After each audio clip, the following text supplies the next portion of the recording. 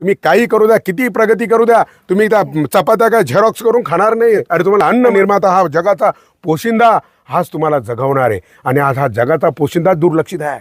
तंबाखूची पुडी बनवणाऱ्याला तुम्ही अधिकार दिला, त्याची किंमत ठरवायचा.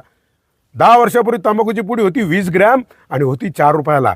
आता ती झाली 10 ग्रॅम आणि आहे 12 रुपयाला. लाजा वाटू द्या जरा.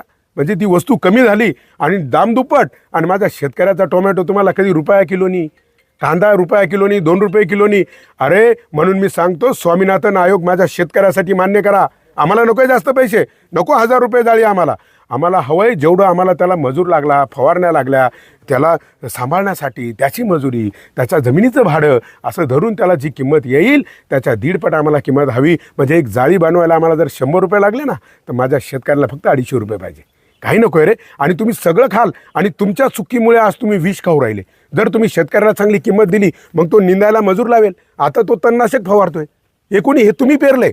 जे पेरतो तेच उगवतं. तुम्ही काटे पेरले, काटेच उगवल. बाबळी पेरल्यावर बाबळीची येतील, आंबे नाही येणार.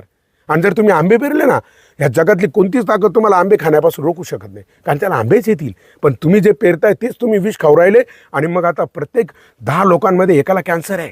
तुम्ही जाऊन बघा बाहेर, भयान चित्र आहे कॅन्सर. एकदा तुम्ही फक्त कॅन्सर हॉस्पिटलमध्ये चक्कर मारा, मग तुम्हाला कळेल तुम्ही किती शेण खाऊ राहिले. शेण एक वेळ तुम्ही शेण खाल्लं नाही गाईचं, ते तुम्हाला चांगलं आरोग्य देईल. परंतु तुम्ही आता जे विष खाऊ राहिले ते भयानक आहे. म्हणून माझ्या शेतकऱ्याची अवहेलना करू नका. तुम्ही थिएटरमध्ये गेले का 80 रुपयाला समोसा, तिथं नाही तुम्ही आंदोलनं करती. हां, शेतकऱ्याचं फक्त भाजीपाला 10 रुपये जोडी म्हणलं का 5ला देतो का, 10च्या 3 देतो का, लाजा नाही वाटते तुम्हाला? हां, आणि तुम्ही तिकडे मॉलमध्ये गेल्यावर करता का रे 1 रुपया कमी, 2 रुपये कमी करता तुम्ही? हां,